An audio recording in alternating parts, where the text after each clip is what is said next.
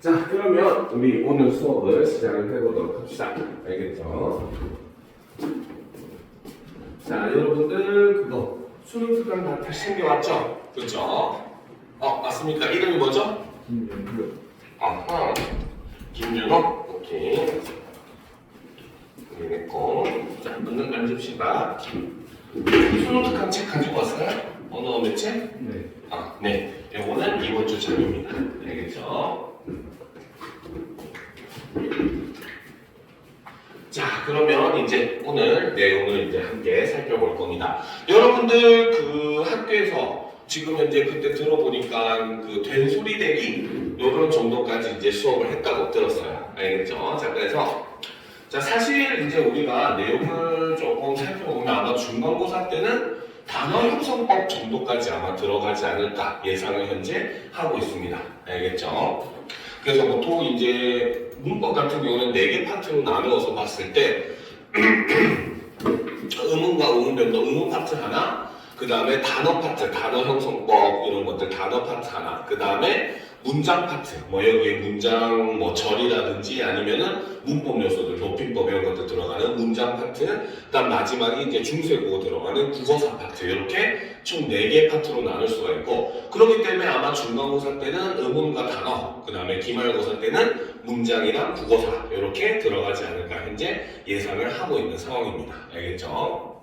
자, 그렇기 때문에 사실 이론이라고 하는 거는 우리가 아마 한 2주면은 끝날 수 있어요. 단어까지는. 알겠죠? 오늘 음운과 음운의 변동에 대한 기본적인 이론은 싹 해버리고 다음 주에 이제 단어 부분에 대한 이론은 싹 해버릴 거예요. 알겠죠? 그러고는 이제 그 다음 주부터는 이제 문제집에 있는 수능 특강에 있는 문제도 같이 풀이를 해보고 여러분들 선생님이 나눠주는 자료에 있는 문제나 이런 것들도 같이 우리가 풀이를 해보면서 이제 실전 문제에서 어떤 식으로 그 대응을 해야 되는가 이런 것들을 이제 문제를 풀어가면서 직접 해보고 그러면서 이제 여러분들 실력과 내신 준비를 같이 해보는 그런 방향으로 이제 갈 예정이에요. 현재 순서는 그렇게 정해놓고 있습니다. 알겠죠? 자, 그래서 이 엄매방 같은 경우는 원래 화작방 같은 경우는 현재 그 교재에다가 필기를 해야 되고 하는 내용이 많아가지고 학교에서도 교재 필기를 사용할 것 같아가지고 선생님이 지문을 싹 다 이제 주차별로 나가는 교재에다 집어넣고 있는 상황인데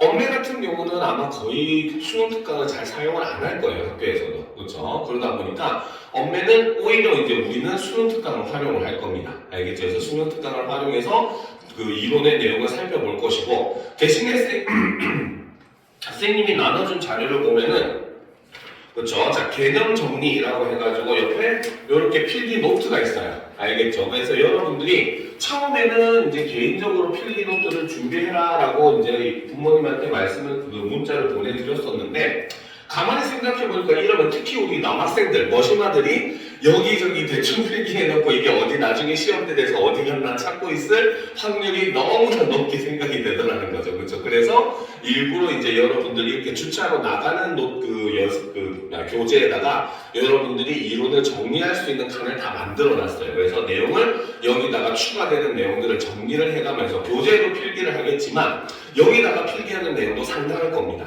알겠죠? 좀 자세히 들어갈 거니까. 그래서 그런 내용들을 하나하나 필기를 해가면서 이제 문법에 대해서 우리가 차분차분히 살펴보는 그런 시간을 가져보도록 하겠습니다. 그래서 이번 어떻게 보면 이 내신 대비를 통해 가지고 여러분들이 문법을 완전히 통달하게 만들자라고 하는 게 이번 내신 시험의 목표입니다. 내신 준비에. 알겠죠?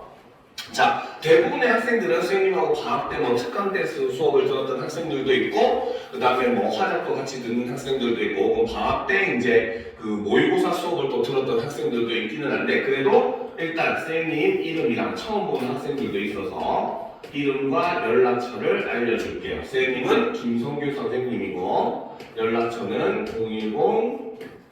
010-7517-2575 요게 선생님 연락처입니다. 알겠죠? 여러분 혹시 문제를 풀다가 궁금한 거가 있든지 문제가 잘 안 풀리는 부분이 있다든지 이럴 때 언제든지 질문을 해도 됩니다. 그리고 혹시 뭐 무슨 일이 생겨가지고 클리닉이나 이런 걸 참석을 못하게 된다거나 할 때도 역시 마찬가지 이쪽 번호로 연락을 하시면은 선생님이 뭐 일을 하고 있거나 여러 가지 뭔가 다른 일이 있어가지고 바로 답장을 못해도 확인하는 대로 바로바로 답장을 해줄 테니까 항상 부담 가지지 말고 선생님한테 연락을 하도록 합시다. 알겠죠? 그래서 항상 많은 도움을 받는, 공부를 잘하는 학생은 다른 거 없어요. 선생님을 잘 이용하는 학생이 공부를 잘합니다. 여기서 이용은 나쁜 짓에 이용하라는 뜻은 아니겠죠. 그렇죠? 그죠?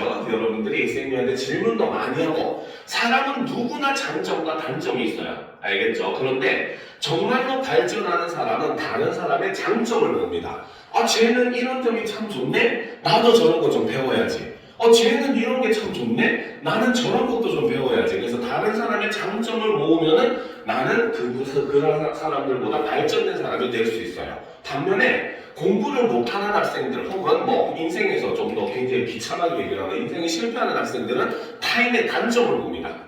쟤는 저렇게 나쁜 짓 하는데 나는 그나마 괜찮지. 쟤는 저런 나쁜 짓 하는데 나는 그나마 괜찮지. 스스로를 자꾸 이렇게 합리화를 하게 돼요. 알겠죠? 공부도 마찬가지입니다. 쟤도 저만큼밖에 공부를 안 하는데 뭐 나는 이 정도면 충분하지 않아? 걔가 그만큼 공부하는지 여러분들이 어떻게 알겠습니까? 그렇죠? 여러분들이 모르는 데서 더 열심히 공부할 수도 있는 거예요. 알겠죠? 그럼에도 불구하고 뭡니까? 항상 스스로를 합리화하기 시작하면 끝도 없고, 그러면은 그런 사람은 발전을 할 수가 없어요. 왜? 이런 학생들은 대부분 남 탓을 합니다. 알겠죠? 내가 시험을 못 봤네? 학원에서 못 가르쳐준 탓.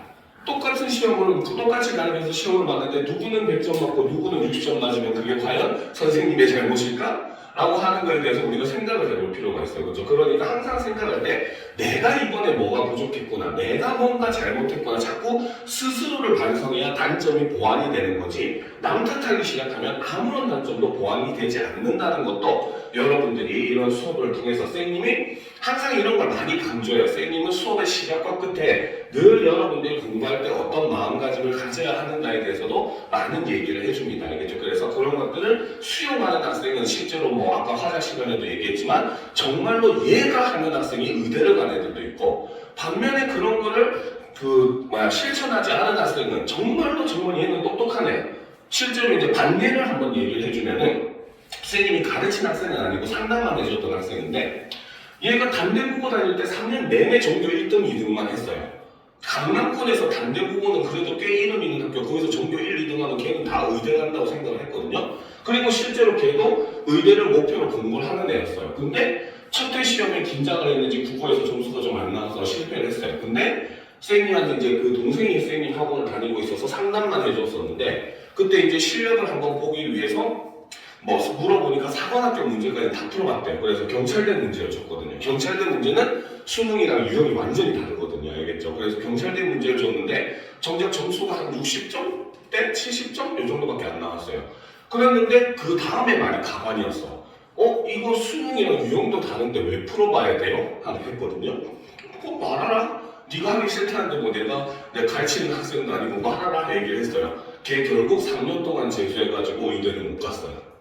알겠습니까? 걔 결국 연세대에 그냥 공과 쪽으로 그냥 들어가고 말았어요. 알겠죠? 그러니까 결국 자신의 그런 목표를 이루고 말고 하는 거는 여러분들의 마음가짐과 행동가짐에 달려있는 거지, 결코 타인의 외부의 탓은 절대 없습니다. 알겠죠? 그래서 항상 내가 이걸 고쳐야 되겠다 이런 생각을 하면서 우리 오늘부터 이 의문에 대해서 차근차근 공부를 해보도록 합시다. 알겠죠? 자, 그럼 일단 먼저 의문의 개념부터 한번 보도록 합시다.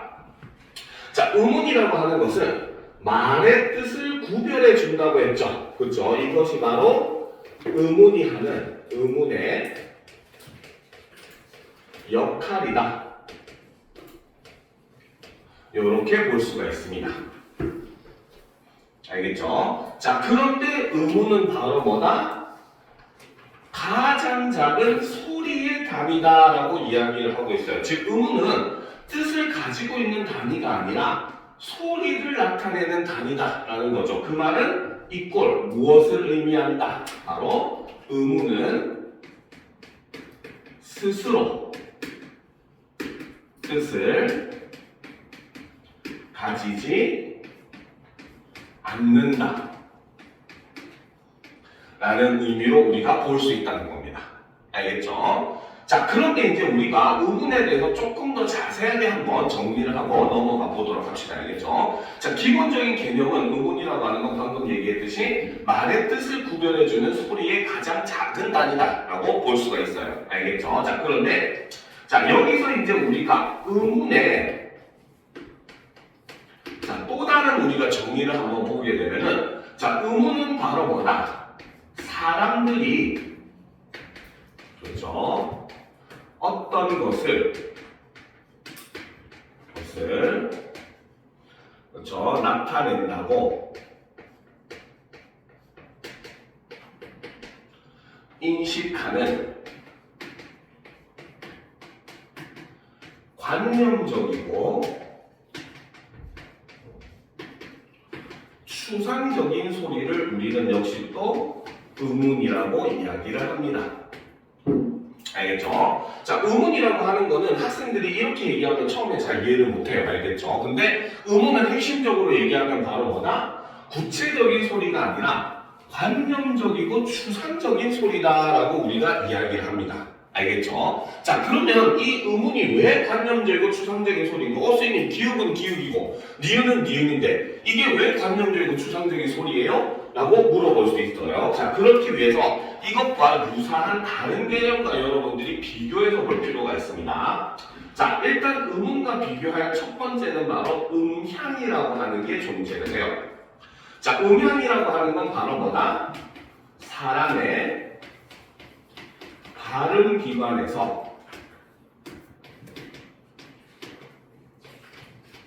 나오는 소리를 제외한 자연의 모든 소리다.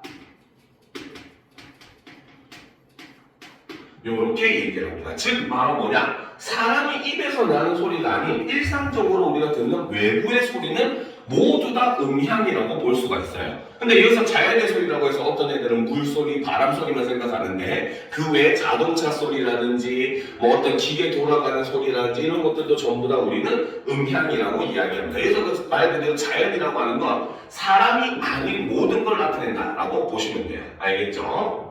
자, 그리고 이제 사실 진짜 음운과 구분이 돼야 되는 게 바로 이 음성입니다. 알겠죠? 자, 음성은 바로 뭐다? 자, 사람들 각각의 그렇죠? 발음 기관에서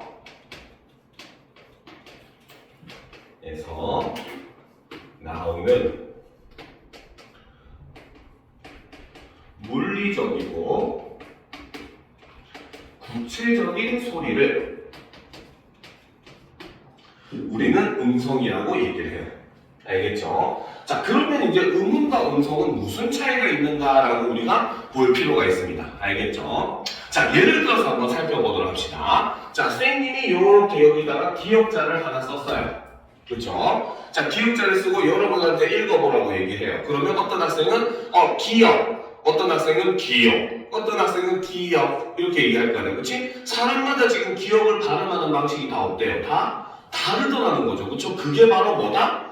음성이라는 겁니다. 알겠죠? 그런데 우리는 기역하든 전부 다 이거는 요 기역자를 의미하는구나 라고 머리가 인식하잖아요. 그렇죠? 그렇기 때문에 음운이라고 하는 것은 사람들이 음성으로서 서로 차이나게 발음을 하더라도 그것이 모두 다 같은 것을 의미한다고 인식하는 소리일 뿐이라는 겁니다. 알겠죠? 그러니까 음운은 바로 뭐다? 관념적이고 추상적인 소리다. 이렇게 얘기를 하는 거예요. 무슨 말인지 이해가 됩니까? 그쵸? 이해가 안 되면 바로바로 질문을 하시면 됩니다. 알겠죠? 수업 중이라도 중간중간 언제든 질문을 하도록 하세요.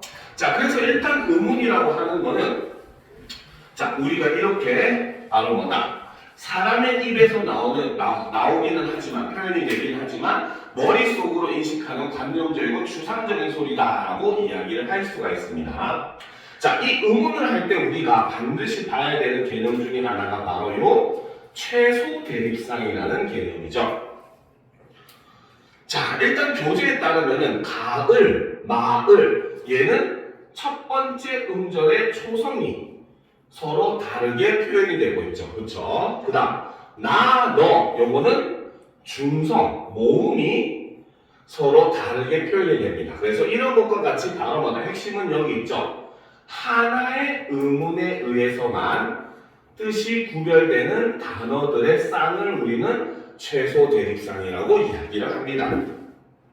알겠죠? 자, 그런데 이제 사실 요것만 하면은 참 너무 쉽겠지만, 그죠? 자, 우리는 몇 가지를 조금 더 최소 대립쌍의 특징을 살펴볼 필요가 있어요. 이런 것들은 노트에다 필기를 해도 되고, 밑에다 필기하셔도 됩니다. 자, 최소 대립쌍의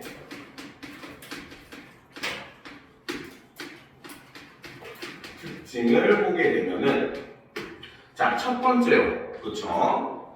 자, 반드시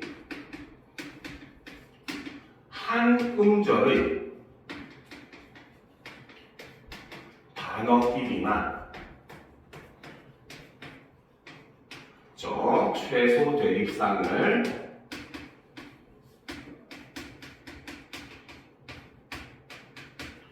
이루는 것은 아닙니다. 그렇죠? 그러니까 두 음절 이상의 단어들도 최소 대립쌍을 이룰 수 있다는 거죠. 그래서 우리가 보통 최소 대립쌍 하면은 흔하게 드는 얘들이 바로 말, 발 이런 것들, 그렇죠? 달, 딸 이런 것들, 그렇지? 그다음에 강, 동 이런 것들 보통 한 음절짜리 단어들을 학생들한테 많이 예를 들어요. 근데 주의할 점은 반드시 한 음절 단어끼리만 쌍을 이루는 건 아니라는 거죠. 그래서 예를 들어보면, 자, 실제로 이제 모의고사에 나왔던 단어인데, 바로 소리라고 하는 단어와 쉬리라고 하는 단어가 서로 최소 대립쌍을 이룬다. 이런 거를 우리가 볼 수 있다는 거죠. 알겠죠? 자, 그 다음 두 번째 특징은 바로 뭐냐? 그렇죠? 자, 최소 대립쌍은, 그렇죠? 쌍은 어떤 단어가 반드시 한 개의 단어와만 이루는 것은 역시 아니라는 거죠. 그렇죠? 즉, 한 개 단어에 여러 개의 최소 대립쌍이 존재할 수가 있습니다. 알겠죠? 그래서 예를 들어보면, 자, 아까 달과 같은 단어는 굉장히 많은 최소 대립쌍이 있어요. 달, 말, 그렇죠? 그 다음에 발, 그 다음 달, 달이 아니라 딸, 그렇죠? 달로 시작해놓고 그렇지? 뭐 탈 이런 것들 굉장히 많은 단어들이 다 최소 대립상 관계를 이룰 수가 있습니다. 그래서 한 단어가 여러 개의 단어와 최소 대립상을 이룰 수 있다는 것도 주의를 해줘야 돼요. 알겠죠? 자, 그런데 사실 진짜 중요한 건 바로 그 다음이죠. 이거 지워도 되겠죠? 다 썼습니까? 아직 쓰고 있는 학생들이 있네요. 자, 다 썼습니까?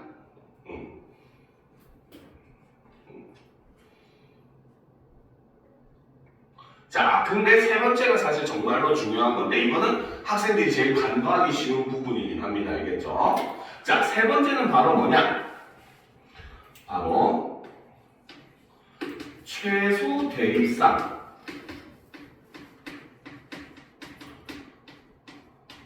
관계의 낱말들은 반드시 의문수가 동일해야 합니다. 그래서 의문의 수가 서로 동일하지 않으면 이거는 최소 대립상 관계로 보지 않아요. 알겠죠? 자, 예를 들어 보면, 그렇죠? 자, 아까 얘기했던 바로 발이라고 하는 단어가 있는데, 그렇죠? 자, 이것과 R이라고 하는 단어는 서로 최소 대립상 관계를 이룰 수가 없습니다. 알겠습니까? 왜? 발은 의문으로 나누면 어떻게? 비읍, 아, 리을에 세 개의 의문을 가지고 있어요. 그쵸? 그런데 아는 초성의 이응은 우리가 소리가 없다고 하잖아요. 그쵸? 그렇기 때문에 얘는 의문으로 나누면 아와 리을에 두 개의 의문만을 가집니다. 알겠습니까? 그러니까 요 두 관계는 서로 최소 대립상 관계를 이루지 않는다라고 우리가 이야기를 한다는 거죠. 무슨 말인지 알겠죠? 그래서 이런 부분이 특히 이제 초성의 이응이 없다라고 하는 것을 알면서도 학생들이 간과하기 쉬운 그런 내용이에요. 알겠죠? 자, 그래서 이런 것들은 반드시 여러분들이 유념해 두고 최소 대립상 관계를 접근을 하시면은 실수 없이 쉽게 문제를 풀어낼 수가 있습니다. 알겠죠? 자, 그래서 이제 우리가 의문이라고 하는 거는 밑에 보면은 분절 의문과 비분절 의문으로 이루어져 있다. 이렇게 되어 있습니다. 자, 그래서 이제 우리가 분절 의문을 다른 말로 그렇죠? 여기 있구나. 목소리. 자, 분절 의문을 다른 말로 우리는 이거를 음소라고 하죠. 자, 그리고 비분절 의문은 다른 말로 운소라고 합니다. 그렇죠? 자, 그래서 의문이라고 하는 말은 바로 뭐다? 여기 음소의 음과 운소의 운을 합쳐서 의문이라고 얘기하는 겁니다. 무슨 말인지 알겠죠? 자, 그래서 분절 의문과 비분절 의문으로 나눈다라고 볼 수가 있습니다. 자, 이때 우리가 분절 의문이라고 하는 거는 뭐냐? 그렇죠? 자, 바로 자음과 모음처럼 바로 뭐다? 다른 소리와 잘 나누어지는 의문을 우리는 분절 의문이라고 한다는 거죠. 분절, 즉 나눌 수 있다는 겁니다. 알겠습니까? 자, 그래서 다른 말로는 뭐다? 음소라고도 한다는 거죠. 그렇죠? 자, 그리고 여기에는 자음, 모음, 반모음이 있다. 이렇게 설명을 하고 있습니다. 자세한 설명은 조금 밑에 가서 우리가 해보도록 할게요. 자, 일단 화면을 좀 올려놓고 우리가 한번 살펴보도록 합시다. 자, 그러면 이제 일단 자음부터 한번 살펴봅시다. 자음은 그렇죠? 자, 발음을 할 때 공기의 흐름이 방해를 받으면서 나오는 소리를 우리는 자음이라고 얘기합니다. 그렇죠? 정확하게 얘기하면 폐에서 나오는 공기가 발음 기관에 장애를 받고 나는 소리가 바로 우리는 자음이라는 거죠. 실제로 여러분이 중학교 과정에서 배웠던 한글 창제 원리를 한번 떠올려 보면은 자음의 기본자는 뭡니까? 발음 기관의 모양을 본떠서 만들었다고 했잖아요. 그렇죠? 그게 바로 뭐 때문에? 발음 기관의 방해를 받으니까 그 방해를 하는 발음 기관의 모양을 본떠서 만들었다라고 생각을 하시면 됩니다. 알겠죠? 자, 그런데 이 자음의 가장 큰 특징은 바로 뭐다? 모음과 함께 발음되어야 음절을 이룰 수 있다. 그 말은 바로 뭐다? 자음은 혼자 발음될 수 없다는 거죠.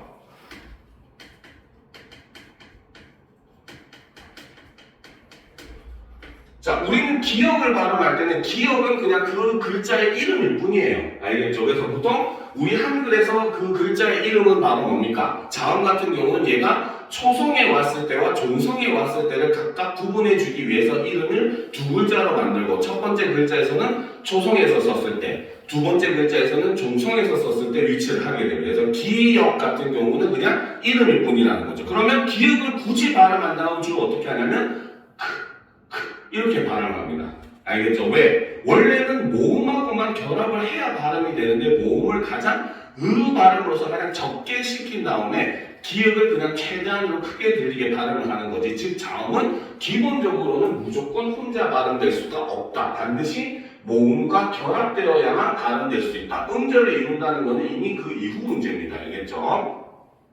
자, 그래서 이제 자음은 혼자 발음될 수 없는 게 자음이라는 거죠. 자, 반면에 모음은 자, 발음할 때 바로 뭐다? 공기의 흐름이 방해를 받지 않으며 나는 소리가 바로 모음이죠. 이게 바로 자음과 모음의 차이점이라고 볼 수가 있습니다. 결국 음음과 같이 이런 개념적인 문제에서는 각각의 개념들이 어떤 공통점과 어떤 차이점을 가지냐를 아는 게 더 중요합니다. 알겠죠? 그래서 자음과 모음의 차이는 바로 뭐다? 발음 기관의 장애 유무다라고 보시면 돼요. 그래서 중학교 때 이제 한글 창제 원리를 떠올려 보면 모음은 발음기관의 모양을 사용할 수 없기 때문에 바로 천지인이라는 음양오행의 철학적 원리를 담아서 만들었다고 얘기를 하잖아요. 그렇죠? 그 이유가 창의를 받지 않으니까 본들 모양이 없었다는 거죠. 알겠죠? 자, 그렇기 때문에 이 모음은 바로 뭐다? 홀로 발음될 수가 있어서 모음만으로도 음절을 이룰 수가 있더라는 거죠.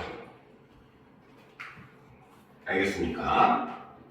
자, 그래서 발음할 때 입술이나 혀가 고정되어 움직이지 않는 단모음과 입술 모양이나 혀의 위치가 달라지는 이중모음이 있다라는 거죠. 자, 그러면 요거는 우리가 조금 정리를 할 필요는 있습니다. 알겠습니까?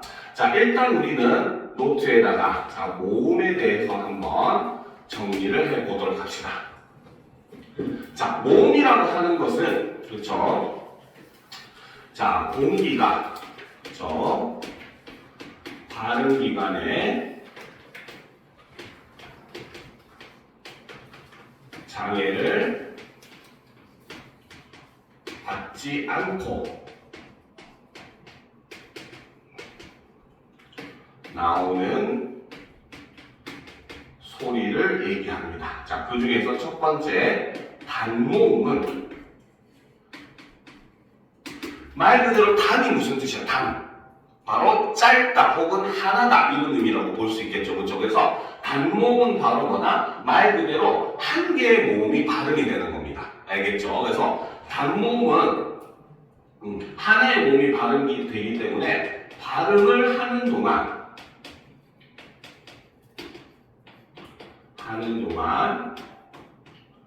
발음기관의 위치나 모양이 변하지 않는 모음입니다.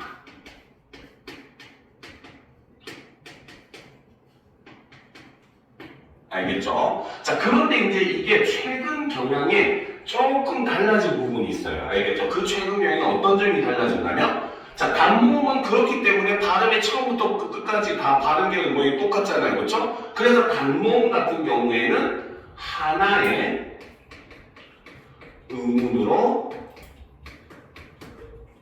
취급을 합니다.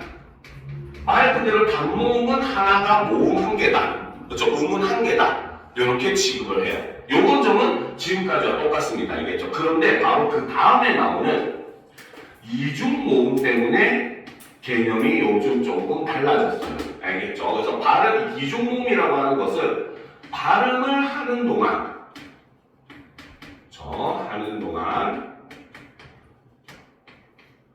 발음기관의 위치나 모양이 변하는 모음입니다. 알겠죠? 그러면 단모음과 이중모음의 결정적인 차이는 바로 뭐다? 변하지 않느냐, 변하느냐 라고 하는 게 둘의 차이점이라고 우리가 볼 수 있다는 거죠. 그렇죠? 자, 이랬을 때 이 이중모음은 기본적으로 단모음 더하기 단모음의 형태를 취합니다. 알겠죠? 자, 그렇기 때문에 최근 경향이 바로 뭐다? 이중모음은 두 개의 음운으로 취급을 합니다.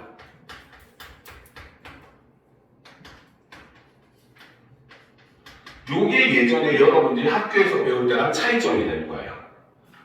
이번에 선생님이 하실 때 혹시 이런 식으로 가르쳐줬어요? 학교에서? 전혀 안 그랬어요? 최근의 경향이 요거를 두 개의 음운으로 취급을 한다는 거죠. 최근은 단모음도 음운으로 취급을 하는 게 요즘 추세입니다. 알겠습니까?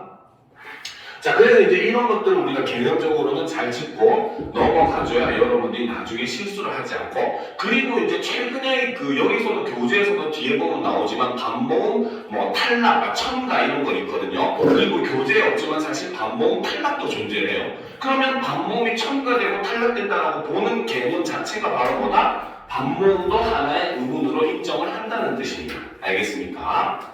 자, 그럼 이제 마지막 반모음을 한번 보도록 합시다. 반모음은 바로 뭐다? 발음할 때 공기의 흐름이 방해를 받지 않는다는 거죠. 그쵸? 이거는 물결로 표시합시다. 자, 이거는 바로 뭐다? 모음과 공통점이 되죠. 그쵸? 자, 그런데 단모음과 함께 이중모음을 이루어야 음절을 이룰 수 있다. 이 말은 이꼴 바로 뭐다? 반모음도 바로 뭐다? 모음도 혼자서 발음이 될 수가 없다는 거죠. 그쵸? 그러면 이거는 바로 뭐다? 자음과 공통점이 됩니다. 그러니까 반모음이라고 하는 것은 모음과도 공통점이 있고 자음과도 공통점이 있어요. 알겠죠? 자, 그래서 옆에 설명을 보면은 반자음이라고 불러도 상관은 없다는 겁니다. 그런데 뭡니까? 공기의 흐름을 방해를 받지 않는다는 학교 문법에서는 공기의 흐름이 방해를 받지 않는다는 이 성질에 좀 더 중점을 둬서 학교에서는 그냥 반모음이라고 통일해서 현재 부른다라고 이야기를 한다는 거죠. 알겠죠? 자, 이랬을 때 이제 현재 우리 국어에서 반모음은 두 종류가 있죠. 그렇죠? 반모음은 바로 반모음 E 이렇게 표시하기도 해요. 알겠죠? 영어로는 J 표시로 표시를 하고 소문자 J로 알겠지? 한글로는 모음 E에다가 위에 체크 표시를 하면 이 체크 표시가 반모음이라는 뜻입니다. 알겠습니까? 자, 그 다음에 두 번째가 바로 W. 요것도 반모음이에요. 이거는 한글로 하면은 O나 U가 됩니다. 역시 둘 다 체크 표시를 해야 돼요. 알겠죠? 그래서 이 체크 표시를 하면 이것이 반모음 표시고 현재 우리 국어에서는 이 두 개의 반모음을 인정을 하고 있습니다. 알겠습니까? 이해가 되죠? 그렇죠? 자, 일단 기본적인 개념은 우리가 여기서 공부를 했어요. 그렇지? 이제부터 좀 더 자세하게 살펴보도록 합시다. 비분절 음도 있네. 선생님이 깜빡했네요. 자, 두 번째 비분절 음은 말 그대로 비가 아닐 비자를 쓴다는 거죠. 그렇죠? 그래서 분절 음처럼 나누어지지 않는 거. 그래서 고정, 강약, 장단과 같이 다른 소리와 잘 나누어지지 않는 음운을 비분절 음운이라고 합니다. 알겠죠? 그래서 이거는 다른 말로 운소라고 한다는 거죠.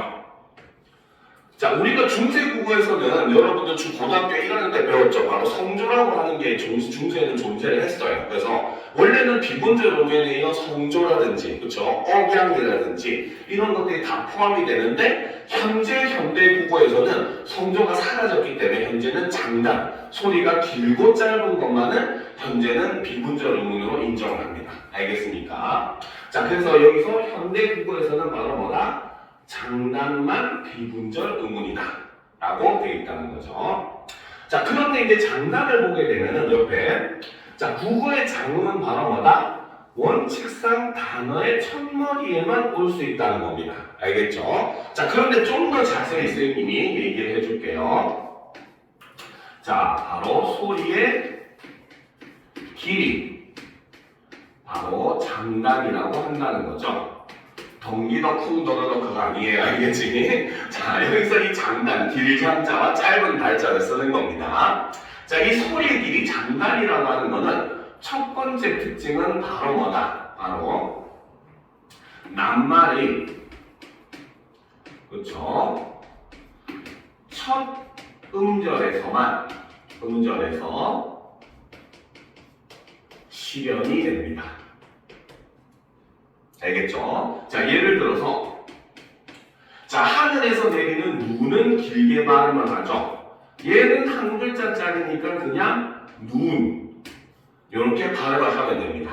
알겠습니까? 자, 그리고 뭡니까? 돈이 많은 사람을 부자라고 하죠. 그렇죠? 이것도 역시 표시를 하면 부에서 이렇게 장음 표시가 되고 뒤에 잘 발음을 합니다. 알겠습니까? 그래서 낱말의 첫 음절에서만 소리의 길이가 긴 것이 실현이 되고 있습니다. 알겠죠? 자, 그런데 여기서 우리가 플러스 개념을 하나 더 추가를 한다면 알겠지? 바로 첫 음절 중에서도 음절 중 모음에서 실현이 됩니다.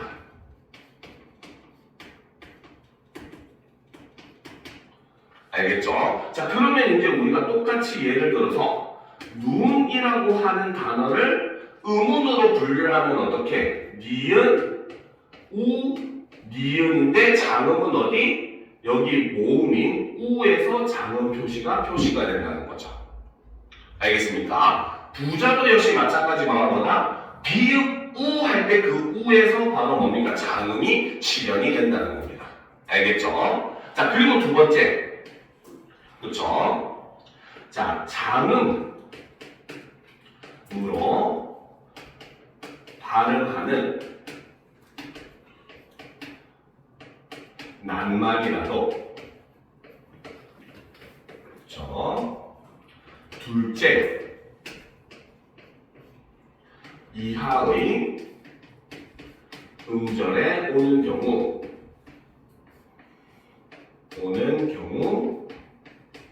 짧게 발음을 합니다. 길게 발음하지 않습니다. 혹은 단음으로 발음한다. 같은 말이죠. 그쵸? 자, 얘는 이 보기 좋게 여기다 써줄게요. 밑에다 쓰면 잘 안 보일 것 같아서. 자, 얘를 보게 되면은, 그쵸? 우리가 눈이라고 하는 단어, 하늘에서 내리는 눈은 길게 발음을 해요. 그쵸? 자, 그리고 이제 이 눈이 합성이 일어나서 눈사람이 되면은, 이때는 여전히 눈이 첫 번째 음절에 존재하죠. 그러니까 당연히 발음을 할 때도 눈, 사람 이렇게 발음이 됩니다. 알겠죠? 그런데 눈이 펑펑 내리면 우리는 그것을 한방눈이라고 하죠. 그렇죠? 자, 이러면 이제 바로 뭐다? 눈이 세 번째 음절에 위치를 하게 됩니다. 그렇죠? 세 번째 음절에 위치를 하게 되면 얘는 그냥 한방눈 하고 짧게 발음해버립니다. 알겠습니까? 그래서 아무리 원래 길게 발음되는 단어라고 하더라도 합성이나 파생이 일어나서 둘째 이하의 음절에 오게 되면은 우리는 이것을 장음으로 발음하지 않는다. 요거는 여러분들이 또 유념을 해주셔야 되는 부분이에요. 알겠습니까? 이해가 되죠? 그렇죠? 자, 이해 안 되면 바로바로 질문들 합시다. 자, 그래서 여기까지 일단 의문의 개념은 우리가 살펴봤어요. 그렇죠? 자, 그러면 이제 또 밑에 이어서 보도록 합시다. 자, 국어의 의문 체계를 보게 되면은, 자, 크게 이제 자음 체계와 모음 체계 표가 여기에 제시되어 있습니다. 자, 자음의 경우는 조음 위치, 소리를 내는 위치, 만들 조자예요. 알겠죠? 그래서 소리를 만드는 위치예요. 소리를 만드는 방법에 따라서 나눌 수가 있어요. 알겠죠? 자, 그래서 일단 소리를 내는 방법에 따라서 나누게 되면 크게 파열음, 파찰음, 마찰음. 자, 사실은 원래는 여기가 요렇게 돼서, 그렇죠? 얘네들이 안울림 소리, 그 다음에 요 비음과 유음이 울림 소리. 원래는 요렇게 돼야 되는데 최근 국어에서, 우리 국어에서는 울림 소리, 안울림 소리는 크게 중요하지 않거든요.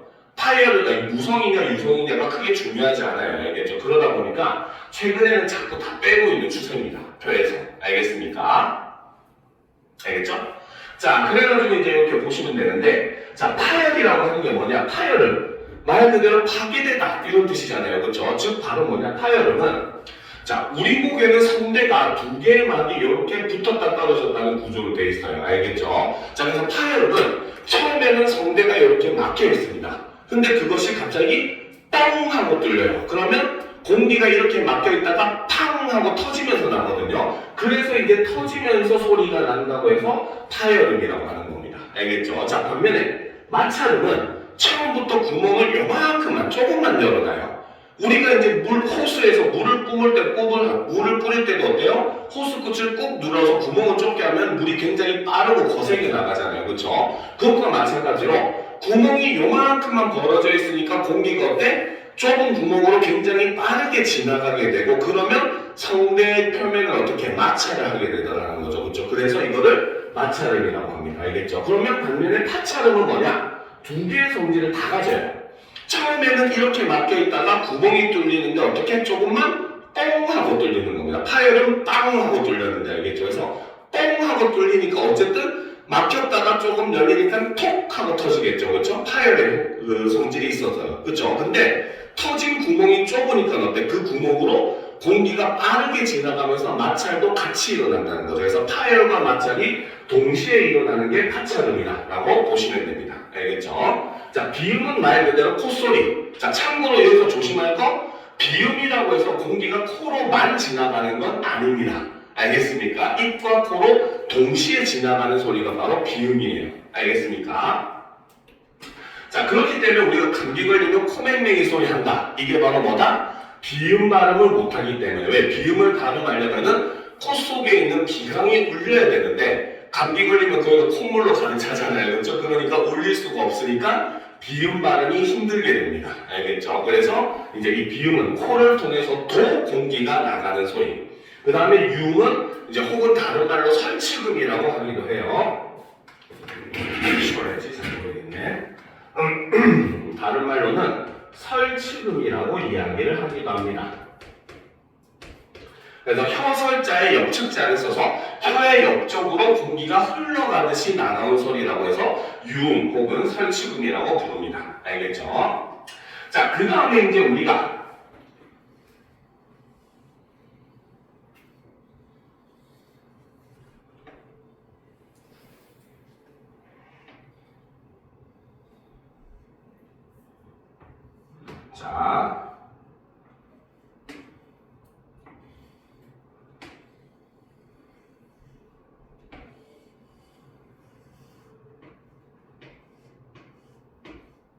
자, 사람의 입속이라고 이제 보도록 합시다. 그렇죠? 자, 사람의 입속이라고 봤을 때 이제 우리가 양수는 두 입술 소리라고 얘기를 하죠. 얘는 바로 뭐다? 두 개의 입술이 붙었다 떨어져서 나는 소리. 그래서 우리가 한글 창제 때도 입술 소리라고 해가지고 입술의 모양을 본따서 미음 이렇게 만들었잖아요. 그렇죠? 자, 그래서 두 개의 입술이 붙었다 떨어지는 소리라고 해서 이거를 양수능 입술 소리라고 이야기합니다. 알겠죠? 그 다음 시조음은 정확하게 얘기하면 윗잇몸과 혀끝 소리, 혀의 모양이 요렇게 되면서 여기에 붙었다가 떨어지는 소리거든요. 알겠죠? 그러니까 얘는 훈민정 창제할 때도 기본자가 요 혀의 모양을 본따서 니은이 되는 거예요. 알겠습니까? 자, 그래서 바로 요 부분 윗잇몸과 혀끝이 붙었다가 떨어지면서 나는 소리가 바로 시조음입니다. 그 다음 경국의 음은 자, 바로 정확하게 얘기하면 센 입천장과 혓바닥 소리라고 해요. 그래서 혀의 모양이 요런 식으로 됩니다. 요런 식으로 돼서 바로 혓바닥과 여기 딱딱한 입천장이 붙었다가 떨어지면서 나는 소리예요. 알겠죠? 자, 그 다음 영국의 음은 여린 입천장과 혀 뒷소리라고 얘기하거든요. 자, 이거 같은 경우는 혀의 모양이 요렇게 돼요. 그래서 요 뒷부분과 연한 요 목적 부분과 바로 뭐다 혀의 뒷부분이 붙었다 떨어지는 소리. 그래서 우리가 이 소리는 훈민정음 창제 때도 혀의 모양을 본따서 기역이라고 얘기하는 거죠. 알겠죠? 그 다음 이제 목청에서 나는 소리, 요 구멍에서 나는 뻥 뚫려서 나는 소리라고 해서 후음, 그렇죠? 이렇게 이야기를 하는 겁니다. 알겠습니까? 그래서 기본적으로 우리가 자음은 이런 체계를 가지고 있는데 자, 실제로 이제 학생들이 이 표를 조금 너무 간과해서 보는 경향들이 좀 많이 있습니다. 알겠죠? 최근에는 오히려 이 표를 이용한 문제들이 꽤 많이 등장을 하고 있어요. 알겠죠? 그 대표적인 유형이 보게 되면 나중에 이제 설명을 하겠지만 자, 음운의 변동 중에서 자음동화에 해당하는 비음화, 유음화 같은 경우는 기본적으로 비읍이 미음으로 소리 나죠. 비음화 같은 경우는 그죠? 디귿이 니은으로 소리 납니다. 그죠? 그 다음에 기역이 이음으로 소리 나죠. 그 외에는 비음화가 없어요. 그쵸? 유음화 같은 경우는 니은이 리을로 소리가 나죠. 그쵸? 비음화는 이것도 있어요. 리을이 니은으로 바뀌는 것도 비음화도 있어요. 알겠죠? 자, 어쨌든 자음동화의 경우는 이렇게 바로 뭐다? 좋은 위치는 변화가 없고 좋은 방법만 변화가 있는 거예요.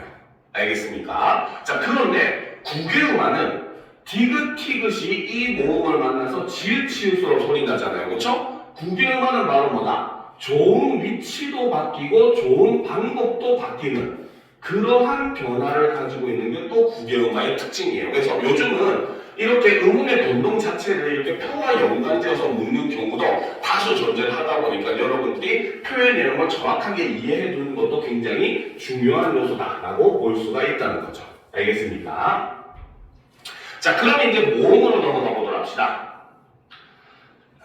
자, 단모음 체계를 여기서 설명을 해놨어요. 그렇죠? 자, 일단 혀의 앞뒤, 입술 모양, 혀의 높이 할 때 앞뒤와 혀의 높이 이렇게 내용이 나와야 알겠죠? 자, 그런데 얘의 기준이 있습니다.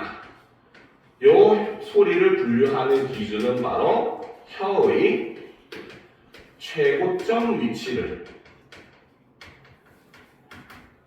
기준으로 계산을 합니다. 알겠죠? 혀의 최고점이 뭐냐? 혀가 가장 높이 올라가는 점을 얘기해요. 알겠죠? 근데 이렇게 얘기하면 학생들이 착각해요. 자꾸 혀 끝을 생각해. 왜? 자기가 느껴지는 거 혀 끝밖에 없거든. 알겠습니까? 그런데 우리가 혀가 만약에 니은처럼 이렇게 돼 있으면 당연히 혀 끝이 최고점이 될 수가 있어요. 알겠죠? 근데 기역 같은 걸 발음할 때처럼 혀가 이렇게 말려 있다고 생각하면 가장 높은 점은 여기잖아요. 그렇죠? 그러니까 최고점은 혀의 모양을 가져봤을 때 가장 높은 점을 나타내는 거지 혀 끝과는 상관이 없습니다. 알겠습니까? 이런 점은 우리가 같이 알아둘 필요가 있겠죠. 자, 그래서 혀의 최고점이 앞에 오느냐 뒤에 또 오느냐에 따라서 전설모음, 후설모음, 레전드 아니죠. 그렇죠? 자, 전설, 앞전자에 혀설자를 씁니다. 그래서 혀의 최고점이 앞으로 오는 모음, 뒤에 오는 모음, 입술 모양에 따라서 평평할 평자, 둥글 원자를 써서 평평한 입술 모양을 가진 평순모음, 둥근 입술을 가진 원순모음, 그렇죠? 그 다음에 혀의 최고점 높이에 따라서 고모음, 중모음, 저모음으로 나눌 수 있습니다. 알겠죠? 자, 여기서 우리가 유념해야 될 게 두 가지가 있어요. 자, 첫 번째는 자, 바로 이 위하고 외입니다. 알겠죠? 자, 위외를 우리가 보면 원래 단모음은 발음을 하는 동안 그 발음 기관의 위치나 모양이 변하지 않는다고 했어요. 그렇죠? 근데 위와 외를 발음하면 자, 쌤 입을 잘 봅시다. 외. 입술 모양이 모였다가 벌어지고 변하잖아요. 그렇죠? 그죠? 자, 근데 원래는 얘네가 단모음으로 발음하면 정확하게는 이렇게 발음해야 돼. 근데 이러면 정말 힘들잖아. 그렇지? 그래서 현재 표준 발음법에 따르면 위와 외는 단모음이지만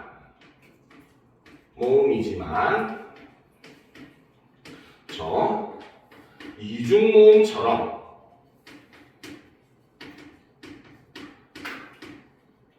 발음하는 것도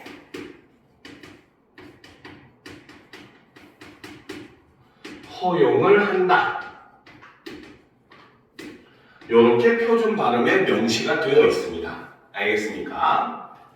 자, 그렇기 때문에 요거는 이중모음이라고 착각하시면 안 되고 그냥 단모음이다 하고 머릿속에 딱 박아두시면 좋다는 거죠. 알겠죠? 자, 그 다음 다시 또 쌤님 입을 잘 봅시다. 자, 쌤님 입을 보면은 자, 요걸 발음해 볼게요. 아. 점점 고모음에서 저모음으로 내려갈수록 입의 크기가 어때요? 점점 더 커지잖아요. 그렇죠? 그래서 자, 화살표를 요렇게 하고 그렇죠? 자, 여기서는 어떤 것이 나오냐? 바로 고모음에서 저모음으로 갈수록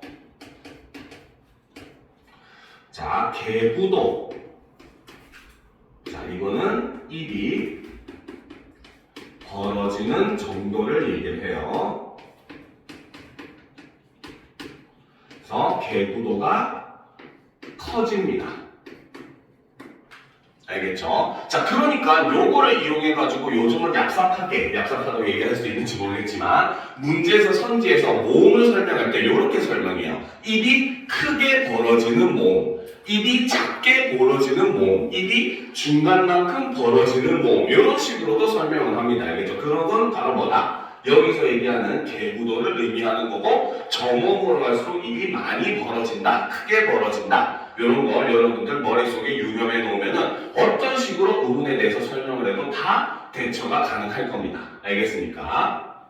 자, 그런데 이제 여기서 보면은 그쵸? 이중모음과 위와 외의 발음이 나와 있어요. 근데 일단 이중모음에 대해서는 우리가 하나 필기를 해두도록 합시다. 자, 이중모음이라고 하는 것은 그쵸? 자, 아까도 얘기했지만 발음을 하는 동안 발음 기관의 위치나 모양이 변하는 모음을 우리는 이중모음이라고 했어요. 그렇죠? 그래서 우리 국어에는 현재 세 가지 종류가 있습니다. 자, 첫 번째는 바로 이대, 이중모음이죠. 그렇죠? 자, 이게 이중모음은 바로 반모음 이에서 시작해서 단모음으로 가는 형태가 바로 이게 이중모음입니다. 알겠죠? 자, 그래서 이제 보게 되면 이게 이중모음에 해당하는 거는 야 같은 경우는 그렇죠? 이에서 시작해서 아로 가는 모음 혹은 이 반모음 이 더하기 아라고 하셔도 상관은 없습니다. 알겠죠? 자, 그 다음 여 같은 경우는 그러면 뭐다? 이에서 시작해서 어로 가는 모음. 그쵸? 자, 그 다음 요 같은 경우는 이에서 시작해서 오로 가는 모음. 유 같은 경우는 이에서 시작해서 우로 가는 모음. 그쵸? 그 다음에 에 같은 경우는 이에서 시작해서 에로 가는 모음. 그쵸? 그 다음에 얘 같은 경우는 이에서 시작해서 에로 가는 모음. 그쵸? 자, 이것이 바로 이게 이중모음입니다. 알겠죠? 자, 그 다음 두 번째. 자, W계 이중모음이 있죠. 그쵸? 자, W계 이중모음은 단모음 W라고 표시는 하는데 우리 국어에서는 O가 되기도 하고 U가 되기도 해요.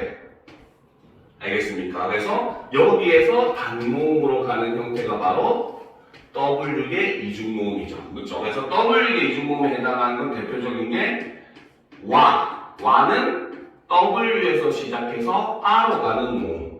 그렇죠? 자, 그 다음에 왜 같은 경우는 W에서 시작해서 E로 가는 모음. 그렇죠? 자, 그 다음에 워 같은 경우는 W에서 시작해서 어로 가는 모음. 그쵸? 그 다음에 왜 같은 경우는 W에서 시작해서 E로 가는 모음. 이렇게 볼 수가 있다는 거죠.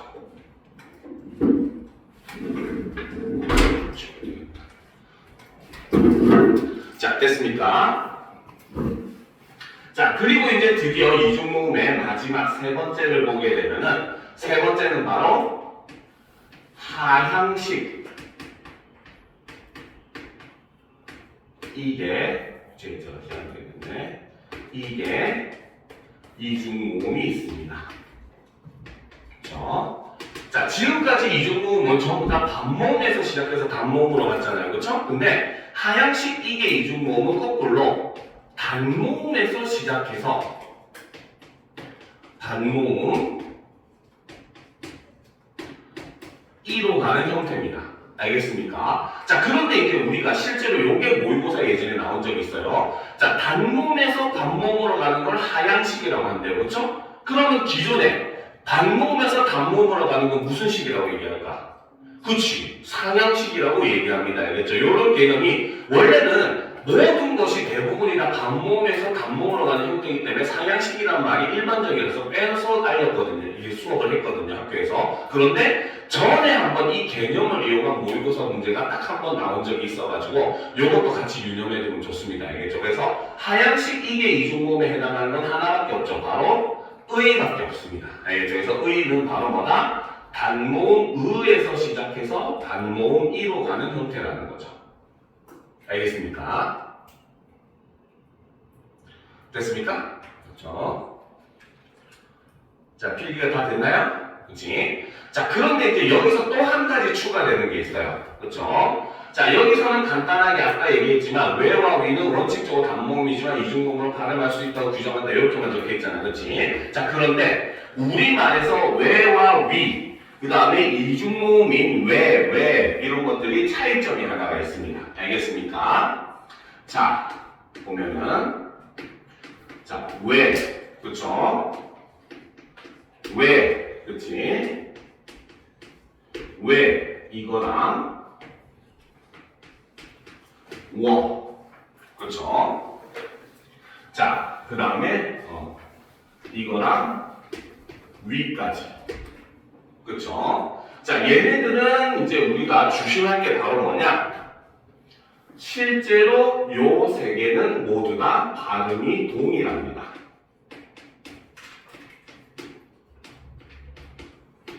그래서 우리나라 사람들이 요거를 구분을 못해요. 알겠습니까? 못해요. 알겠죠? 그래서 얘도 발음하면 왜? 그치? 왜?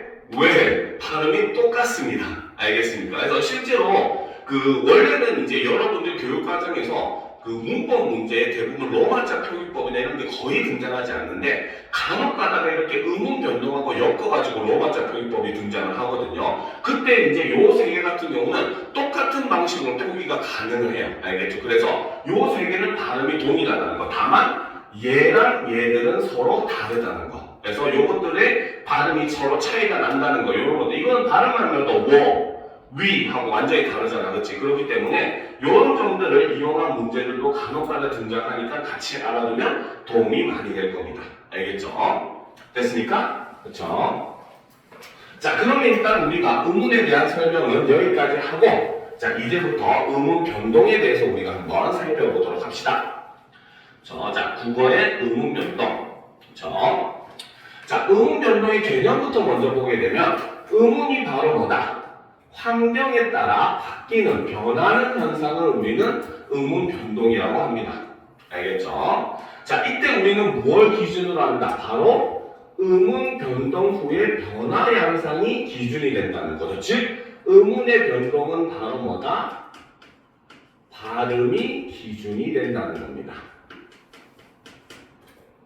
알겠습니까? 그러면 당연히 의문 변동 현상을 파악하려면 반드시 옆에다 뭐 해야 된다? 문제를 풀 때 보기 옆에다가 발음을 써봐야 된다는 거죠. 알겠죠? 이 별거 아닌 일을 안 해서 학생들이 헷갈려하는 경우가 굉장히 많습니다. 공부는 부지런해야 잘해요. 알겠습니까? 자, 그래서 이제 이 의문 변동에는 크게 교체 혹은 다른 말로 대치라고 해도 같은 말이에요. 혹은 첨가, 탈락, 축약으로 나뉜다라고 되어 있죠. 자, 그런데 여기서 우리가 의문 변동도 두 가지를 우리가 또 하나 봐줄 게 있어요. 자, 이 의문 변동의 특징 첫 번째는 바로 뭐다? 모든 언어에서 공통적으로 발생을 합니다. 알겠죠? 우리나라에서만 의문 변동이 있는 거 아니에요. 영어에도 의문 변동이 일어납니다. 그렇죠? 우리가 영어에서 보면 nice to meet you 할 때, 그렇죠? 이때 보면은 meet 할 때 보면 마지막에 t야. t는 티귿 받침이잖아요. 그렇죠? 근데도 이게 you랑 만나서 이중모음, 이게 이중모음인 you랑 만나가지고 meet you 식으로 구경만 일어나는 형식으로 발음이 되잖아요. 그렇죠? 이런 것들 왜 인간이라고 하는 존재는 백인이든 흑인이든 황인이든 상관없이 발음 기관의 모양은 똑같기 때문에 이 의문의 변동은 공통적으로 일어납니다. 알겠죠? 자, 그러면 이 의문의 변동이 일어나는 이유, 원인은 바로 무엇이냐? 바로 발음의 경제성 때문이다.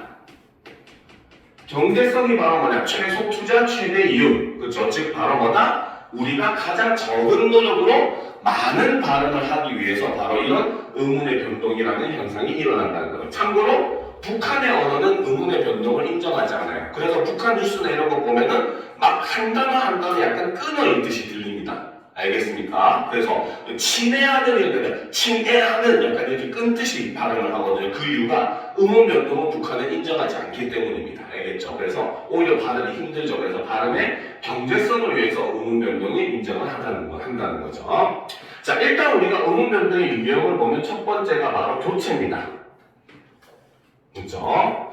자, 교체는 말 그대로 한 의문이 다른 한 의문으로 바뀌는 현상이죠.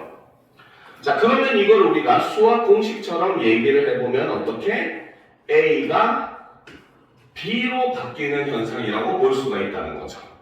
그렇죠? 그리고 그렇기 때문에 최근에 또 자주 나오는 문제 유형이죠. 그렇죠? 교체가 일어나는 경우는 의문수의 변화는 일어나지 않습니다. 어쨌든 의문수는 동일하다는 거죠. 교체는.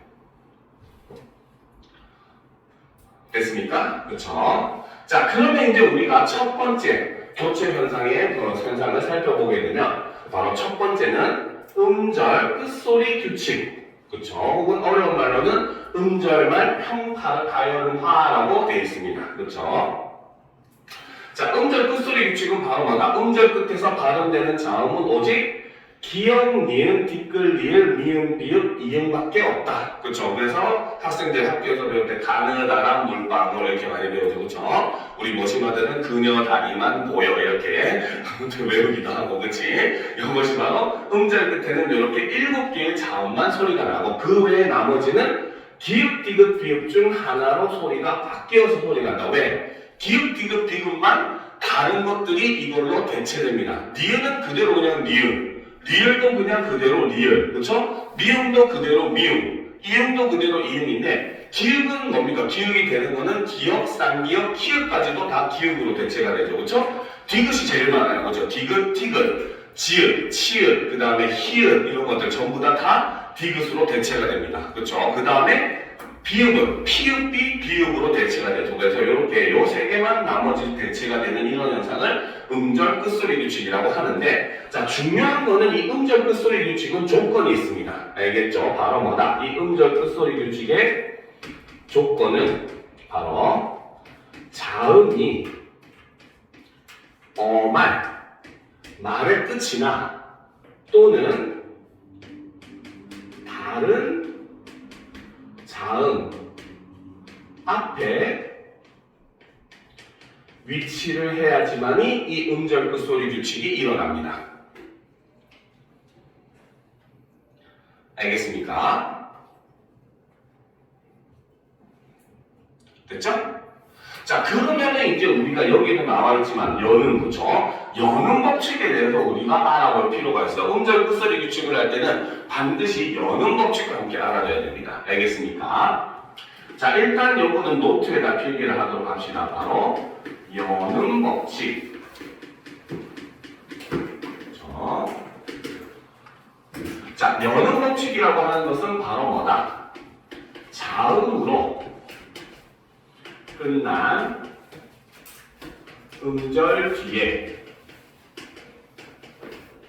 뒤에 모음으로 시작하는 음절이 이어지는 경우의 법칙이 바로 이 여는 법칙입니다. 알겠죠? 그런데 결과적으로 한 가지 얘기해주면 이 여는 법칙은 음운 변동이 아닙니다. 음운 변동으로 인정하지 않습니다. 알겠습니까? 이해가 되죠? 이해가 가야 되나? 그치? 그 이유는 이제 설명을 해줄게요. 알겠죠? 자, 그러면 이제 우리가 일단 여는 법칙이 어떤 상황에서 일어나는지 한번 살펴보도록 합시다. 자, 첫 번째. 자, 자음으로 끝난 음절 뒤에 모음으로 시작하는 음절이 이어질 때 발음되는 게 여는 법칙이라고 했잖아요. 그렇죠? 근데 첫 번째, 바로 이어지는, 그렇죠? 음절, 모음으로 시작하는 음절이죠. 이 음절이 바로 뭐다? 형식 형태소. 의미를 가지지 않는 형식 형태소. 즉, 조사나 어미, 접사 인 경우. 자, 이때는 어떻게 해야 되느냐? 그렇죠? 바로 뭐다? 음절 끝 자음이 그대로 다음 음절의 초성으로 발음을 합니다.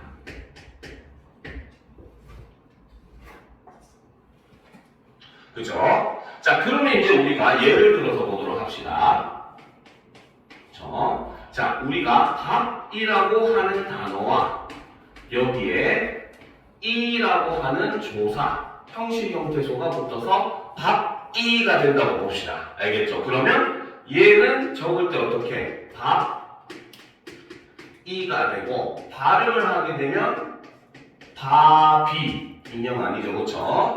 자, 바비가 됩니다. 알겠습니까? 그런데 얘네를 우리가 의문으로 비교를 해보면 어떻더라? 밥이도 역시 의문으로 따지면 비읍 아, 비읍 이가 돼요. 초성의 이응은 소리가 없는 거기 때문에, 그렇지? 그리고 이것이 밥이라고 됐을 때도 의문으로 나누면 비읍 아, 비읍 이가 됩니다. 두 개가 의문이 완전히 동일하죠, 그렇죠? 그러니까 바로 뭐다? 얘는 의문 변동이 아니라는 겁니다. 무슨 말인지 알겠죠? 자, 그 다음에 여기에 근데 추가로 한 가지 더 내용이 있는데 추가로 바로 뭐다? 겹받침의 경우는 침의 경우, 그렇지? 바로 뒤자음이 다음 음절에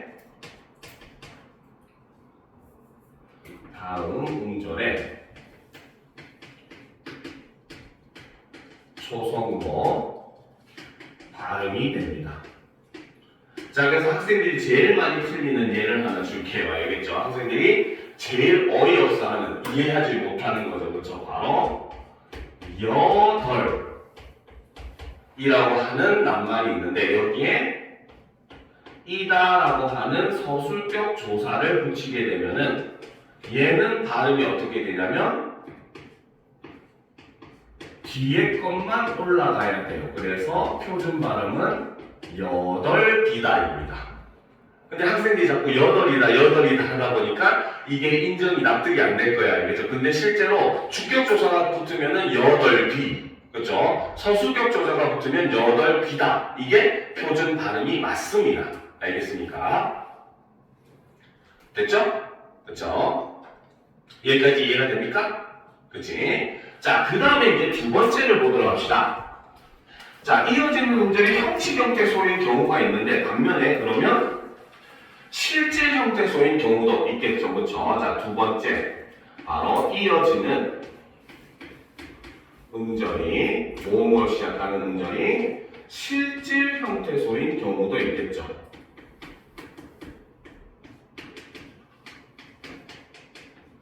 그렇죠? 이때는 어떻게? 바로 음절 끝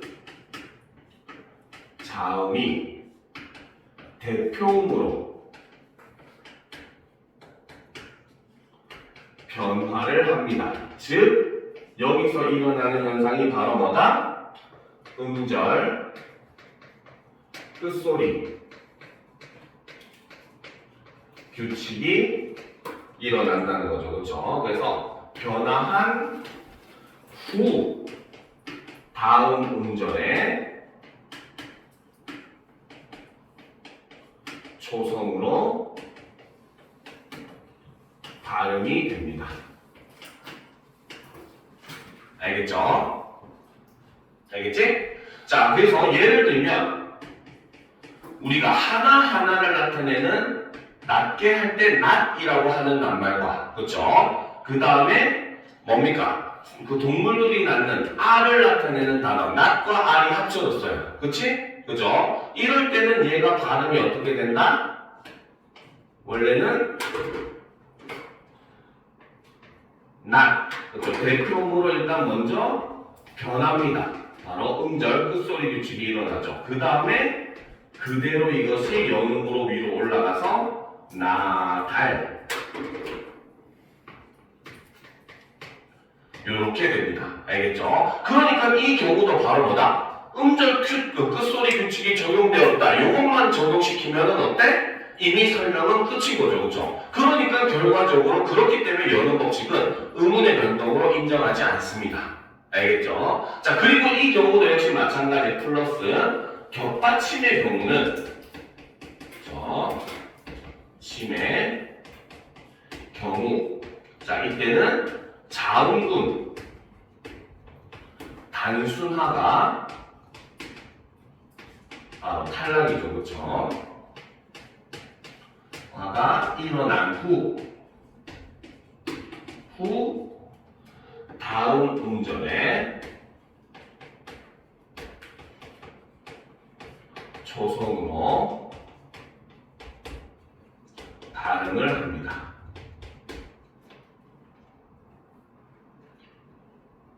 알겠습니까? 그래서 이거는 음절 끝소리 규칙이 아니라 자음군 단순화가 일어나고 그 다음에 다음 음절에 처음으로 올라가는 거죠. 알겠습니까? 그래서 우리가 예를 들어서 뭐 어떤 게 볼 수가 있을까?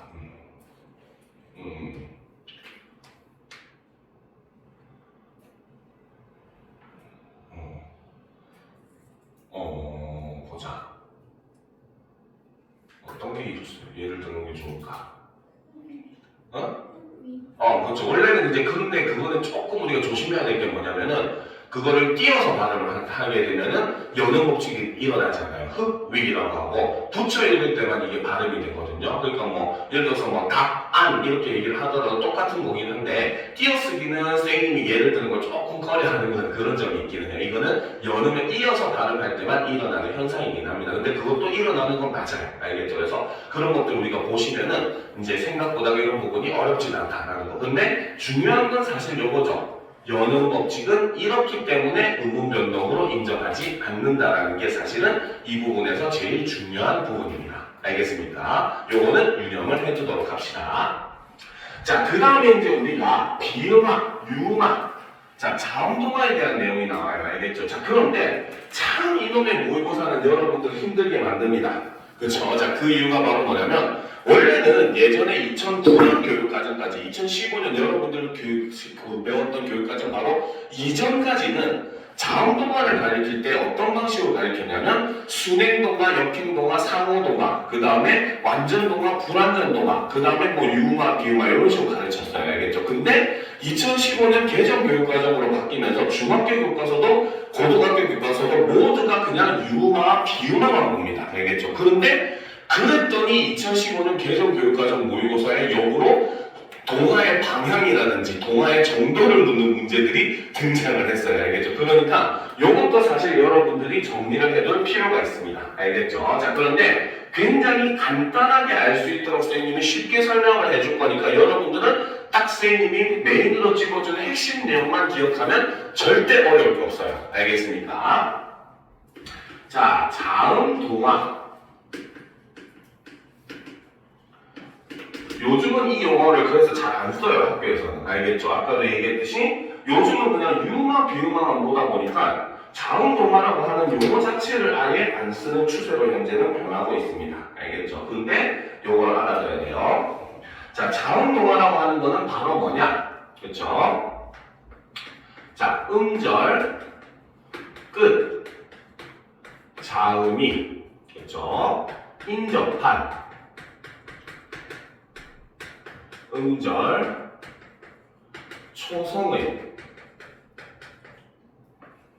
자음과 그렇죠? 서로 영향을 주거나 받아 같거나 비슷한 소리로 변하는 현상을 우리는 자음동화라고 이야기를 합니다. 알겠죠? 자, 그런데 이 자음동화는 사실 기준이 세 가지가 있어요. 알겠죠? 여러분들 그 아까 학교에서 나눠준 프린트볼과 거기에는 짧게 표시가 되어 있긴 합니다. 알겠죠? 자, 그런데 첫 번째 기준은 바로 뭐냐? 동화의 방향에 따라서 우리가 나눌 수가 있어요. 알겠죠? 자, 동화의 방향에 따르면 자, 일단 우리가 이걸 보기 전에 음운의 변동 중에서 자음동화라고 하는 것은 이렇게 우리가 두 개의 음절이 있다고 얘기를 해봅시다. 자, 방금 설명에서 개념에서 얘기한 것처럼 자음동화에 참여하는 것은 앞 음절의 종성과 뒤 음절의 초성 사이에서 서로 영향을 주거나 받아가지고 하나가 변하는 혹은 두 개가 변하는 현상이 자음동화예요. 알겠죠? 그러면 동화의 방향이 바로 뭐다? 앞에서 뒤로 영향을 주는 방향이 있고 반면에 뒤에서 앞으로 영향을 주는 방면이 있고 또 하나는 둘 다 영향을 주는 방향이 있기는 하거든요. 알겠죠? 자, 이랬을 때 우리가 나누면 첫 번째는 바로 순행동화라고 하는 게 있습니다.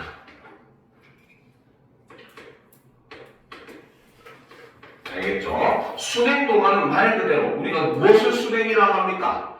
여러분들 기차 타면은 기차 가는 방향으로 가는 게 순행이잖아요. 그렇죠? 우리는 글을 읽을 때 어느 방향으로 읽어요? 왼쪽에서 오른쪽 방향으로 읽어야 알겠죠? 그러면 변화의 방향이 어떻게? 앞에서 뒤로, 왼쪽에서 오른쪽으로 방향을 가는 요게 바로 순행동화입니다. 알겠죠? 그러면 정확하게 설명을 하면 바로 뭐다? 앞음절 종성의 영향으로, 그렇죠? 자, 근데 핵심은 사실 이거예요. 바로 뒤음절 초성이, 그렇죠? 변에 발음이 되는 현상을 우리는 순행동화라고 합니다. 알겠죠? 그러면 여러분들은 쉽게 생각하면 돼요. 쌤님이 일부러 빨간색으로 해놨죠. 그렇죠? 뭐만 보면 된다? 초성이 변했으면 순행이다. 알겠죠? 순행 이꼴 초성 이렇게 생각하면 굉장히 간단해지겠죠. 그렇죠? 만화가 뭐 중간에 있고 위에 뒤에 있고 아무 상관없어요. 오직 초성이 변하려면은 앞음절에 종성이 이제 영향을 줘야 되기 때문에 초성이 변했으면 무조건 순행 이렇게 보시면 됩니다. 알겠습니까? 자, 반면에 두 번째, 자, 역행동화는, 그쵸? 자, 그러면 역행동화는 순행의 반대가 되겠죠. 그쵸? 우리가 글을 왼쪽에서 오른쪽으로, 앞에서 뒤로 읽으니까 역행동화는 반대로 거꾸로, 뒤에서 앞으로 영향을 주는 게 바로 역행동화겠죠. 그쵸? 그래서 역행동화는 뒤음절 초성의 영향으로, 그렇죠? 앞음절 종성이 변해서 발음이 되는 게 바로 역행동화입니다. 그러면 이것도 순행동화랑 마찬가지로 역행 이꼴 뭐다? 종성이다. 이렇게 이해하면 굉장히 쉬워지는 거죠. 무슨 말인지 알겠습니까? 여기까지 다 적었어요? 다 적었어요? 그렇죠? 자, 그리고 이제 세 번째가 하나 더 있어요. 자, 세 번째는, 자, 바로 상호동화라고 하는 게 있어요. 빨간색으로 써야 되는데, 상호동화라고 하는 게 있습니다. 이름 그대로입니다. 알겠죠? 상호동화는 바로 뭐다? 앞음절 종성과 뒤음절 초성이 모두 변해서 발음이 되는 게 바로 상호동화예요. 알겠습니까? 그러니까 얘도 열로 영향을 주고 쟤도 열로 영향을 줘서 둘 다 변하는 게 상호동화입니다. 알겠습니까? 그런데 맨날 쌤님 그런데 하면 무섭죠, 그쵸 이제? 자, 사실 상호동화에는 최근에 변한 경향이 하나 존재를 합니다. 알겠습니까? 자, 상호동화 쌤님은 요거 지울 테니까 여러분들 요거 밑에다가 쓰시면 돼요. 알겠죠? 상호동화 밑에다가. 자, 쓸 데가 없어서 좀 지우고 쓰도록 하겠습니다. 자, 상호동화는, 그렇지? 자, 기본적으로 상호동화가 일어나는 조건이 있습니다. 알겠죠? 그게 바로 뭐냐? 바로 종성, 기읍, 비읍 뒤에 이어지는 음절의 초성, 리을은, 그렇죠? 니은으로 발음이 됩니다. 알겠죠? 그리고 다시 이 니은의 영향으로 종성, 기읍, 비읍이 각각 이응, 미음으로 발음이 됩니다. 알겠습니까? 자, 그래서 일단 1차적으로 보게 되면은, 그렇죠? 자, 1차적으로 보게 되면은, 종성 기읍 비읍의 영향으로 뒤에 이어지는 초성 니을이 니은으로 발음이 되는 첫 번째 과정이 나타나게 되고, 그렇죠? 자, 그 다음 두 번째 과정은 바로 뭐다? 다시 이 니은의 영향으로 종성 기읍 비읍이 각각 이응 미음으로 발음이 되는 두 번째 과정이 연이어서 나타나는 모습이 바로 상호동화의 모습이에요. 알겠죠? 자, 그런데 여기서 우리가 간과하지 말아야 될 게 사실은 비음화에 우리가 그 개념을 정확하게 알 필요가 있어요. 알겠죠? 비음화의 개념이 정확하게 바로 뭐냐면 비음이 아닌 자음이 비음의 영향을 받아서 비음으로 변해 소리 나는 현상이 비음화입니다. 알겠죠? 비음이 아닌 게 비음의 영향을 받아서 비음으로 변해 소리 나는 게 비음화예요. 알겠죠? 자, 그런데 니을, 비음이 아닌 유음이 니은, 비음으로 변한 것까지는 비음화라고 우리가 볼 수 있어요. 그렇죠? 그런데 얘가 비음으로 변하는데 영향을 준 소리가 뭐야? 기읍비읍이잖아. 그렇죠? 기읍비읍은 비음입니까? 아닙니까? 아닙니다. 알겠죠? 그렇기 때문에 최근에 바로 이 1번 부분 같은 경우는 바로 뭐다? 비음화가 아니다라고 보는 경향이 굉장히 강해지고 있어요. 알겠습니까? 그래서 이 1번은 비음화가 아니다라고 실제 예전에 모의고사에 한번 나온 적이 있습니다. 알겠습니까? 그리고 근데 두 번째는 어때? 이제 어쨌든 뭡니까? 유음이 비음으로 변했어. 그래서 이 비음이 뭡니까? 비음이 아닌 기읍 비읍에 영향을 줘가지고 비음이 이음 미음으로 변해서 소리 났잖아요. 그렇죠? 그래서 요 두 번째 과정은 그래도 뭐다? 비음화가 맞다. 요렇게 보는 경향이 현재 최신 경향의 문법에서 얘기하는 경향입니다. 알겠습니까? 그래서 이런 점들은 예전과는 조금 달라진 부분이기도 하고 조금 더 디테일한 부분을 요구하는 부분이기 때문에 여러분들이 알아두면 굉장히 도움이 많이 되는 부분이에요. 알겠습니까? 자, 그래서 여기까지가 바로 일단 기본적으로 동화의 방향에 따라서 이제 우리가 자음 동화를 구분한 거예요. 알겠죠? 이거 지워도 되겠죠? 그렇지? 자, 그러면 이제 두 번째 기준을 보도록 합시다. 자, 두 번째 기준은 동화의 정도에 따라서 얼마나 닮아맞는가 라는 것에 따라서 나누면 첫 번째 완전 동화. 말 그대로 이거는 바로 뭐다? 자음 동화가 일어난 후, 그렇죠. 동화에 참여한 두 자음이 완전히 같아진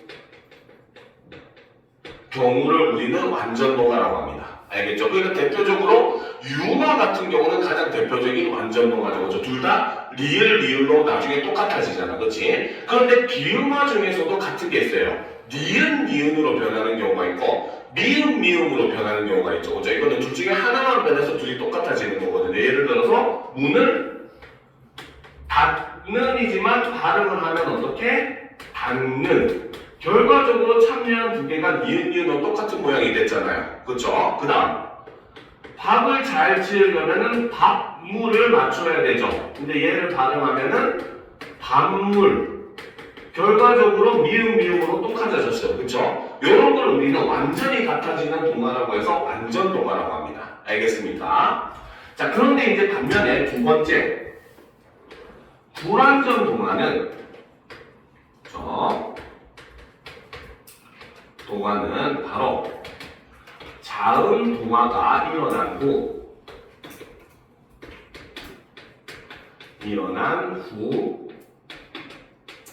동화에 참여한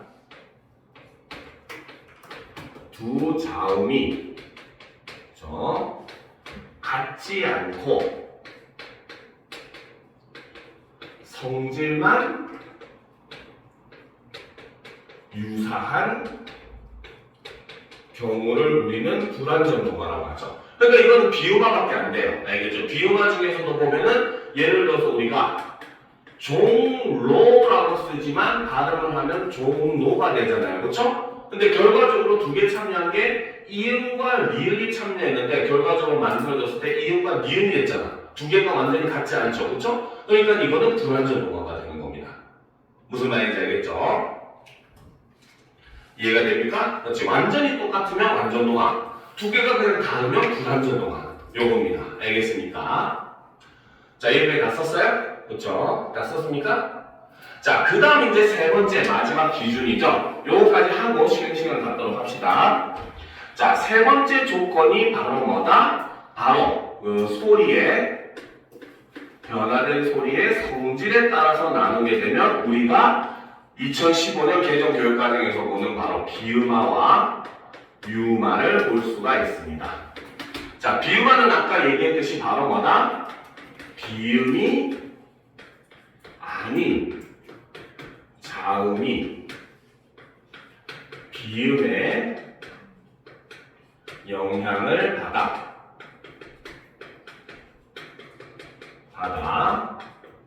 비음으로 소리나는 현상을 우리는 비음화라고 하죠.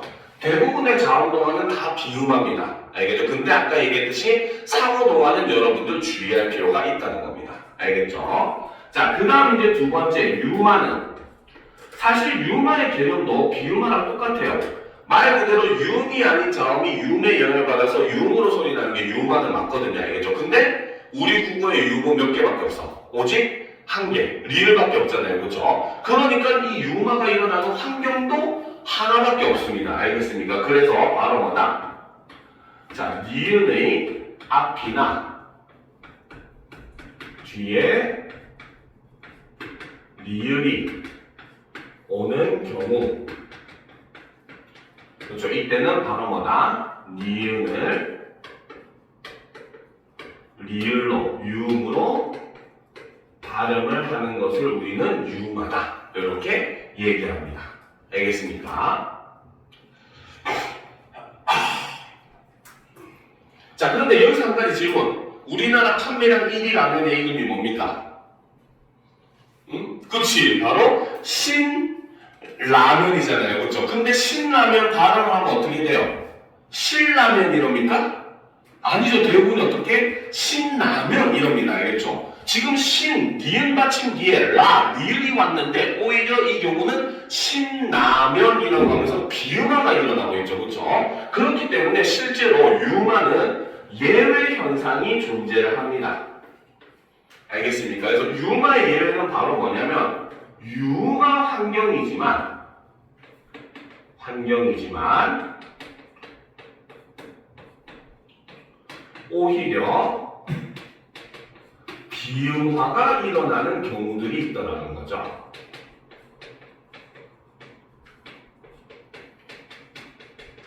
경우들이 존재를 한다는 겁니다. 알겠죠? 자, 대표적인 예가, 자, 우리가 권력이라고 하면 이때는 유음화가 일어나서 발음이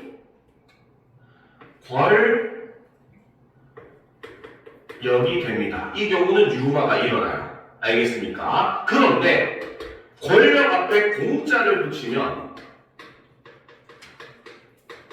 얘는 발음이 어떻게 되냐면 공권력이 됩니다. 오히려 유음화 환경인데 비음화가 일어나요. 공권력이 됩니다. 알겠습니까? 그래서 이런 것들, 그렇죠? 우리가 또 일제시대 전에 일본이 우리나라를 또 침략해온 사건이 바로 임진왜란, 이거를 줄여서 임진란이라고 하잖아요. 그렇지? 근데 이거를 발음을 하면은 임진남이 됩니다. 알겠죠? 자, 그리고 여러분들 나중에 커서 누군가와 결혼을 할 텐데, 설마 나는 솔로를 외치는 사람은 없겠죠, 그렇죠? 누군가랑 결혼을 할 텐데 하기 전에 서로 부모님들이 인사를 해야 되잖아요. 바로 상견례를 하는데 얘는 발음을 하면은 상결례가 아니라 상견례 결례를 취하면 안 되겠죠, 그렇죠? 결례는 예절에 어긋나는 거니까, 그치? 그래서 얘는 발음이 상견례 이렇게 됩니다. 그래서 병원에 입원할 때도 내는 돈도 우리가 입원료라고 쓰지만 정말 발음할 때는 입원료라고 발음해요. 알겠죠? 그래서 이렇게 유마의 예외 현상은 오히려 유마 환경이지만 비유마가 일어나는 경우가 존재를 하더라. 라는 겁니다. 알겠죠? 그래서 여기까지가 바로 우리가 자음동어까지 일단 정리를 한 내용이에요. 알겠죠? 자, 지금부터 10분 정도 쉰 다음에 45분에 이어서 우리가 음문 변동을 계속 살펴보도록 합시다. 자, 잠시 화장실도 갔다 오고 기지개도 펴도록 합시다.